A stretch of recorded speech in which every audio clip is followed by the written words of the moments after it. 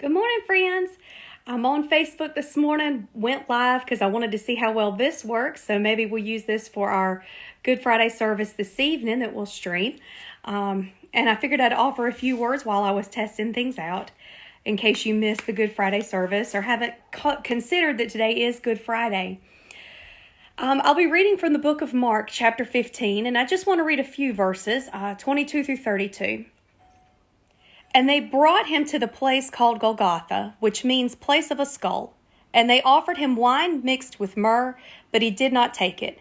And they crucified him and divided his garments among them, casting lots for them to decide what each should take. And it was the third hour when they crucified him. And the inscription of the charge against him read, "The King of the Jews." And with him they crucified two robbers, one on his right and one on his left. And those who passed by derided him, wagging their heads and saying, "Aha, you who would destroy the temple and rebuild it in 3 days, save yourself and come down from the cross." So also the chief priests and the scribes mocked him to one another, saying, "He saved others, he cannot save himself. Let the Christ, the King of Israel, come down now from the cross that we may see and believe." Those who were crucified with him also reviled him.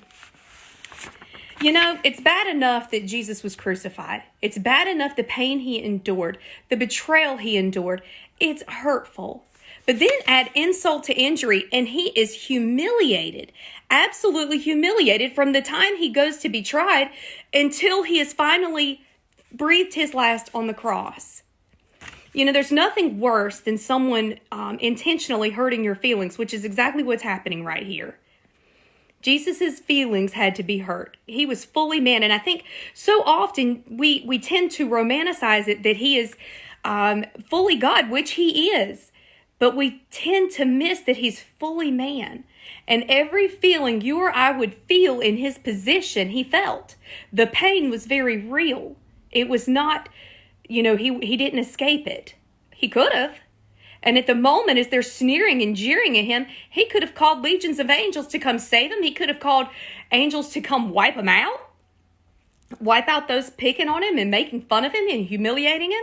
But he didn't. He decided to obey the Father's will. He submitted to the will of God, as painful and excruciatingly painful as it was, and humiliating. And why? Because of his love for us. I pray that, I dropped my notes. I pray that you would have a Good Friday where you think and ponder what it is he did for you, the love that he has for you. Like I was saying, this evening I'll be at Halls United Methodist Church broadcasting live on Facebook. And then I'm going to save it, I think, if I can figure out how to do it, and put it on YouTube for anyone who doesn't have Facebook to enjoy later. But we will go live about 7 o'clock tonight for our Good Friday service. I'm indebted to Sue Fan and Beatrice Jackson for helping me out with that, my two lay leaders at my two churches I serve. But today, as you go about your day of busyness, it's a beautiful day outside, although windy. I was going to do this outside. It's too chilly for my arms this morning. I pray that you would think about what it is Jesus did for you. And remember that while he hung there, folks, you were the ones on his mind, you and I both. He knew we were coming some 2,000 years later, and that as pathetic as Christy is, she needs a Savior. God bless you.